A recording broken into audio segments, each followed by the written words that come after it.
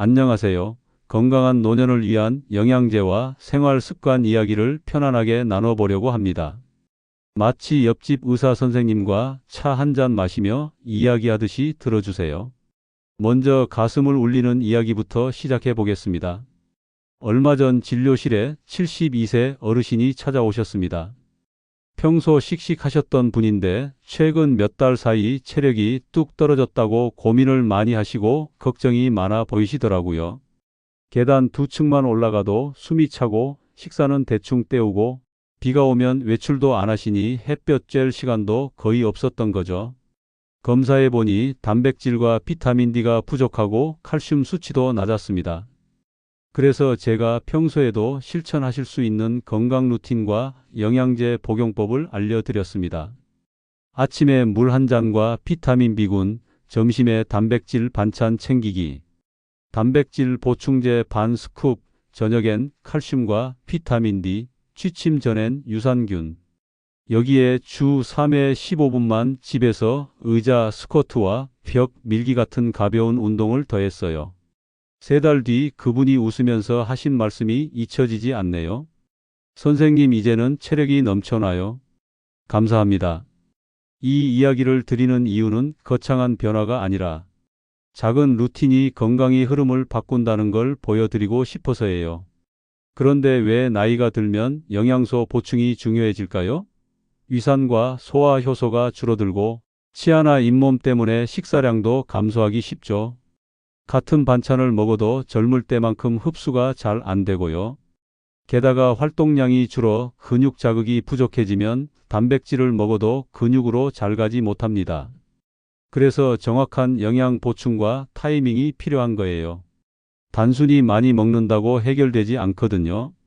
내 몸에 필요한 것을 알맞게 꾸준히 올바른 순서로 챙기는 것이 핵심입니다.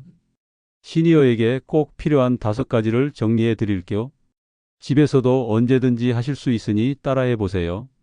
칼슘과 비타민 D, 오메가3, 프로바이오틱스, 비타민 B군, 단백질. 이름은 익숙하지만 왜 필요한지, 언제 먹는지, 무엇을 조심해야 하는지까지 자세히 알아보죠. 첫 번째, 칼슘과 비타민 D 이야기부터 해보겠습니다. 뼈는 살아있는 조직이라 매일 만들어지고 매일 조금씩 사라집니다. 칼슘은 재료이고 비타민 D는 그 재료가 뼈로 들어가게 문을 열어주는 열쇠 같은 역할을 하죠. 햇볕을 쬐면 비타민 D가 만들어지지만 야외 활동이 줄어든 분들은 쉽게 부족해집니다. 저녁 식사 후 칼슘과 비타민 D를 함께 챙기시라고 권하는 이유는 밤사이 뼈가 리모델링 될 때 재료가 안정적으로 공급되도록 도와주기 때문입니다. 우유나 멸치, 두부를 드시는 분이라도 전체량이 부족하거나 흡수율이 낮을 수 있습니다. 이런 분들은 저녁에 칼슘 비타민 D 복합제를 권합니다. 다만 갑상선 약이나 일부 항생제와는 섭취 간격을 두는 게 좋습니다. 최소 2시간 이상 띄우는 습관을 기억해 주세요. 변비가 심한 분은 탄산 칼슘보다는 시트르산 칼슘 같은 형태가 편할 수 있어요. 부드럽게 넘어갑니다. 실제로 68세 여성분이 칼슘을 먹고 속이 더부룩하다고 하셔서 형태를 바꾸고 복용 시간을 저녁으로 조정했더니 불편감 없이 잘 드시게 되었고 골밀도도 서서히 좋아졌습니다. 두 번째는 오메가3입니다.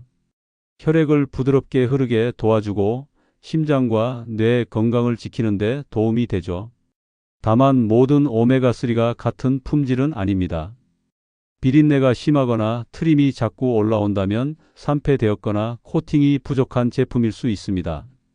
그럴 때에는 제품을 잘 확인해 보시고 섭취를 권장해 드립니다. 식사 직후에 드시거나 장용성 코팅 제품을 고르면 부담을 줄일 수 있어요. 특히 아스피린이나 와파린 등 혈액 응고를 억제하는 약을 드시는 분은 반드시 담당 의사와 상의하세요.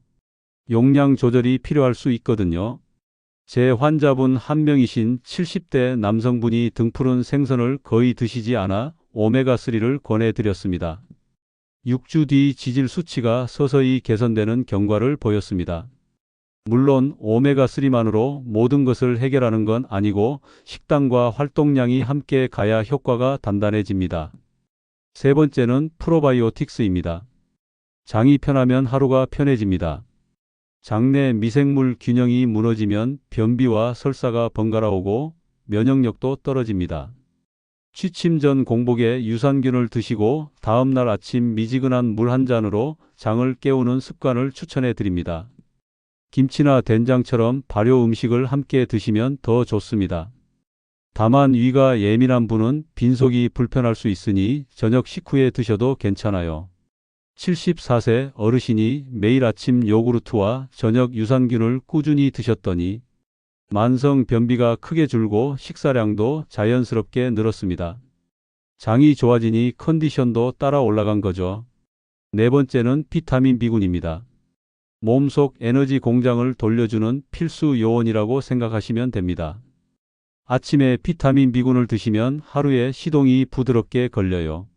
집중력과 기억력 유지에도 도움이 되고요. 특히 어지럽거나 손발이 저린 느낌이 있는 분들이 B군을 챙긴 뒤 호소 증상이 완화되는 경우를 자주 봅니다. 다만 커피와 함께 드시면 흡수가 떨어질 수 있으니 물과 함께 드시고 커피는 30분 정도 뒤로 미루어 주세요. 빈속에 속이 쓰린 분은 가볍게 요거트나 바나나를 곁들여도 됩니다. 다섯 번째는 단백질입니다. 근육은 쓰지 않으면 빠르게 줄어들어요. 체중이 정상이어도 근육이 부족하면 힘이 없고 균형도 흔들리죠. 노년기에 가장 위험한 상황 중 하나가 낙상인데 단백질 섭취와 가벼운 근력 운동을 병행하면 넘어짐 위험을 실질적으로 줄일 수 있어요. 식사가 잘 안 넘어가는 날은 점심에 반 스쿱, 운동한 날은 한 스쿱처럼 탄력적으로 조절하세요. 유당 불내증이 있는 분은 유청 대신 분리유청이나 식물성 단백질을 고려하셔도 좋고요. 단백질은 물과 함께 충분히 드시고 저녁 늦게 과량 섭취하면 속이 더부룩하니 오후 시간대에 나눠 드시는 걸 권해요. 이제 많은 분들이 헷갈려 하시는 건강식품 선택 기준을 생활 언어로 정리해 드릴게요. 첫째, 성분표를 보되 너무 높은 수치만 쫓지 마세요. 과하면 간과 신장에 부담이 될 수 있거든요.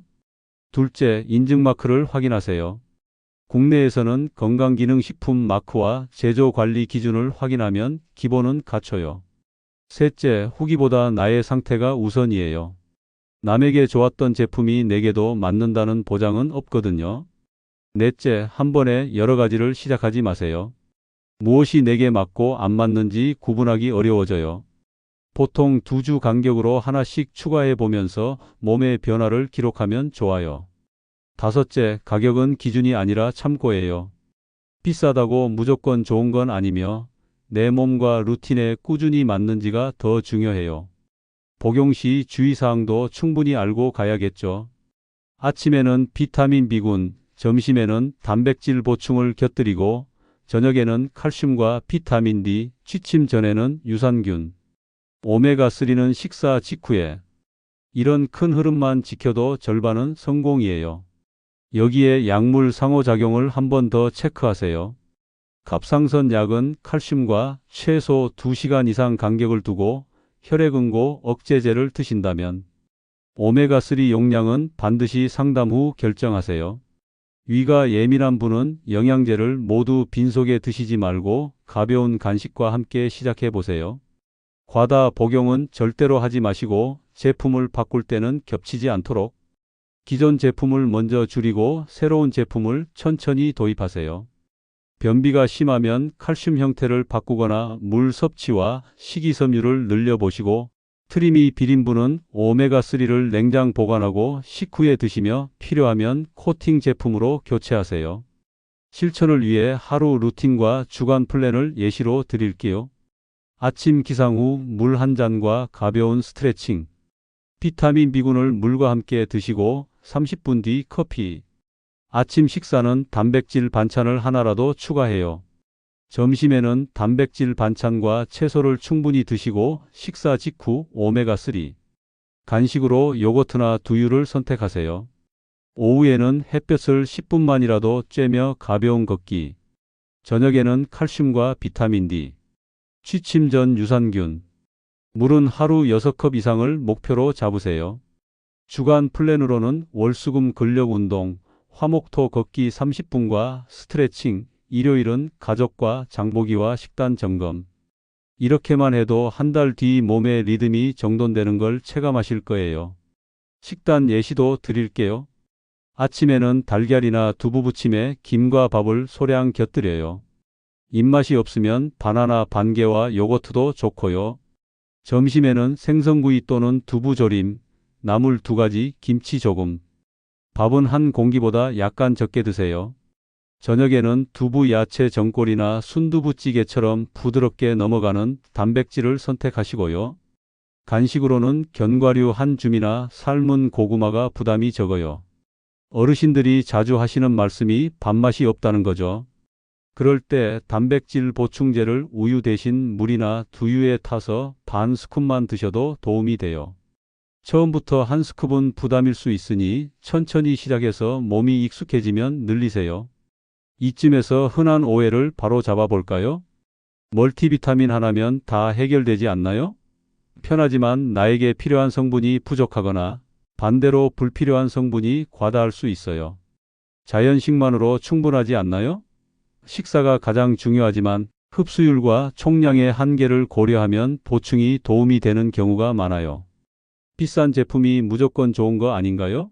내 생활과 위장 상태, 약물 복용 여부, 목표에 맞는지가 진짜 기준이에요. 자주 묻는 질문들도 정리해 드릴게요. 약과 영양제를 함께 먹어도 되나요? 경우에 따라 달라요. 담당 의사나 약사와 상의하고 기본적으로는 간격을 두는 습관을 들이세요. 영양제는 평생 먹어야 하나요? 필요와 목표에 따라 조절해요. 예를 들어 겨울에는 비타민 D를 강화하고 여름에는 수분과 전해질 보충과 장 건강 위주로 바꿀 수 있어요. 식사를 잘 못하는 날은 단백질 보충제를 대체 식사로 써도 되나요? 대체가 아니라 보조예요. 반드시 간단한 탄수화물과 채소를 곁들여 주세요. 유산균은 언제까지 먹어야 하나요? 변비나 설사 같은 장 증상이 안정되고 식습관이 자리를 잡으면 주 3회로 줄이는 방법도 있어요. 오메가3를 먹으면 속이 불편한데 어떻게 하나요? 식사 직후로 시간을 옮기고 냉장 보관하며 코팅 제품으로 바꾸거나 용량을 절반으로 줄여보세요. 칼슘을 먹으면 변비가 생겨요. 물 섭취를 늘리고 식이섬유를 더하며 칼슘 형태를 바꾸거나 마그네슘이 소량 포함된 제품을 고려할 수 있어요. 다만 신장 질환이 있으면 반드시 상담이 우선이에요. 이제 한 달 장기 플랜을 드릴게요. 1주차는 루틴 만들기예요. 포장만 뜯어놓지 마시고 약통이나 작은 박스에 요일별로 나누어 두세요. 아침과 저녁에 알람을 설정하고 복용 후 달력에 동그라미를 치세요. 2주차는 식단과 수분을 정리해요. 단백질 반찬이 하루 2번 이상 들어가도록 체크하고 물컵을 눈에 띄는 곳에 두세요. 3주차는 운동과 햇볕이에요. 오전 또는 오후에 10분이라도 꾸준히 햇볕을 쬐고 의자 스쿼트 10회와 벽 밀기 10회를 세트로 삼아 하루 2번 해보세요. 4주차는 점검과 조정이에요. 속이 불편한지, 변비는 없는지, 잠은 잘 오는지 점검표를 만들어 체크하고 불편한 점이 있으면 시간대를 옮기거나 제품을 조정해요. 이 과정을 사진으로 남겨두면 변화가 보여요. 변화가 보이면 의지도 더 단단해지죠. 계절별 팁도 덧붙여 드릴게요. 봄철에는 알레르기와 피로가 겹치니 비타민 B군과 수분을 신경 쓰세요. 여름에는 땀으로 수분과 전해질이 빠지니 물과 과일, 채소 섭취를 늘리고 오메가3는 식후에 꾸준히 드세요. 가을에는 활동량을 늘리기 좋은 계절이라 단백질과 가벼운 근력 운동을 강화해요. 겨울에는 햇볕이 부족하니 비타민 D를 잊지 마세요. 추위로 관절이 굳기 쉬우니 스트레칭과 실내 걷기를 루틴에 넣으세요. 가족과 함께하는 방법도 소개할게요. 손주와 약속을 하나 만드세요. 주말마다 공원 한 바퀴 걷기. 걷는 날은 오메가3를 꼭 챙기는 날로 정하는 거예요. 자녀에게는 본인의 영양제 목록과 복용 시간을 적어 사진으로 보내두세요. 혹시 약속을 깜빡해도 가족이 도와줄 수 있거든요. 냉장고에 붙여두는 체크표도 좋아요. 월요일부터 일요일까지 칸을 만들어 복용하면 동그라미, 운동하면 세모, 물 6컵 마시면 별표. 단순하지만 강력한 도구예요. 아주 구체적인 하루 흐름을 한 번 더 정리해 볼게요. 기상 후 물 한 잔으로 잠든 장을 깨우고 가볍게 목과 어깨를 돌려요. 아침 햇볕이 가능한 날에는 베란다에서 5분만 쬐세요. 아침 식사 전에 비타민 B군을 물과 함께. 커피는 30분 뒤. 아침 식사는 달걀 1개, 두부 반 모 또는 요거트 1컵 중 택일하세요. 점심에는 생선구이 또는 콩조림과 나물 2가지. 식후 5분 내 오메가3. 오후에는 물 2컵을 채우고 햇볕 아래 10분 걷기 또는 실내 제자리 걸음 10분. 저녁에는 칼슘과 비타민 D. 취침 전 유산균. 잠자기 직전 스마트폰을 멀리하고 호흡을 고르는 시간 3분. 이렇게 보내면 다음날 아침에 몸이 달라져요. 눈이 떠지는 느낌, 어깨의 긴장, 장의 리듬. 작은 차이가 큰 변화를 부르거든요. 마지막으로 안전 이야기를 꼭 드려야겠어요. 영양제는 어디까지나 보조예요. 식사와 수면 활동이 기초거든요. 만성질환 약을 드시는 분, 신장이나 간 질환이 있는 분, 수술 예정이거나 출혈 위험이 있는 분은 반드시 담당 의료진과 상의한 뒤 시작하세요. 새로운 영양제를 시작할 때는 일주일에 하나씩만. 몸의 반응을 적어보세요. 현기증, 속쓰림, 가려움, 변비나 설사, 수면 변화. 기록이 있어야 조정이 가능해요. 이상 반응이 있으면 즉시 중단하고 상담하세요. 본문에 드린 시간표는 일반적인 예시라서 개인차가 있어요. 내 몸의 신호가 기준입니다. 건강한 노년은 하루아침에 만들어지지 않아요. 작은 습관들이 모여서 큰 변화를 만들죠. 오늘부터 하나씩 천천히 시작해 보세요. 여러분의 건강한 내일을 응원합니다. 구독과 좋아요는 좋은 정보를 만드는데 많은 도움이 됩니다.